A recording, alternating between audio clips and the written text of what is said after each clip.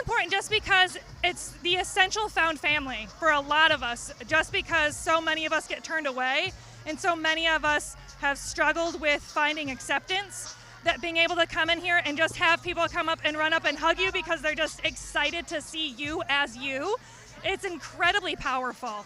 And it's really, really important that we have more events that we can make these welcoming spaces. I think most of the time people like to hide behind the norm.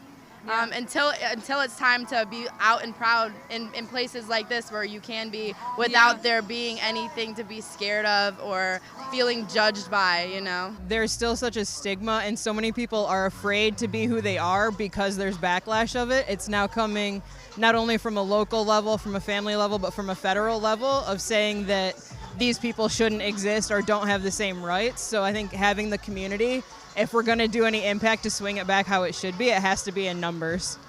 I grew up in the 70s and the 80s, and back in those days, being called gay was the worst thing you could throw at a kid in middle school and high school. And that was the threat that everyone was scared of. And so it was never safe to be gay and be openly out. And then as times have changed and we've been able to become more and more accepting, then more people have become able to feel safe being their authentic selves.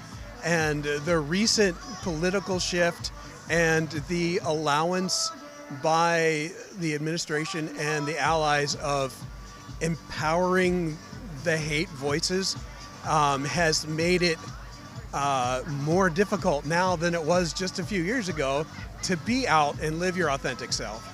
And I remember the pain, I remember the fear, I remember all of those things back when I was a kid, and we can't go back to that. It really is a matter of life and death for a lot of people. Really, especially like right now, it's really important to have Pride events and to be able to be seen, because there's so many people who want to destroy our existence and invalidate us. And in doing that, it makes it feel like you shouldn't even be here. And at that point, there's so many people who would rather wake up dead or just not feel like they can exist than waking up and feeling like they can be celebrated and they can be their authentic selves.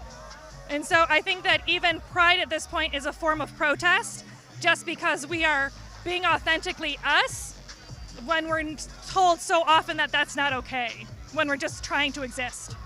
I'm pansexual and I have a transgender kid, and so I have concern both as a parent that my child will be able to live safe as their authentic person, and that I will be able to as well.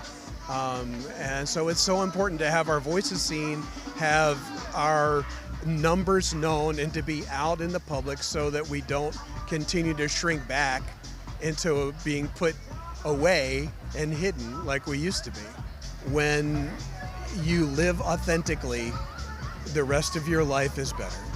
And so no matter how old you are, what point of your life is, and you are queer, then allow yourself the joy and the peace of being able to live as your authentic self. What I tell some of my clients that I work with LGBTQ youth is, even if you live in an unsafe home, or what I mean by that is one where you can't come out or be yourself, is no matter what message you have, at the end of the day, be able to look at yourself in the mirror and point out all the things that make you you and why you love them, and don't ever lose those. Even if you can't express them outward, still hold on to them.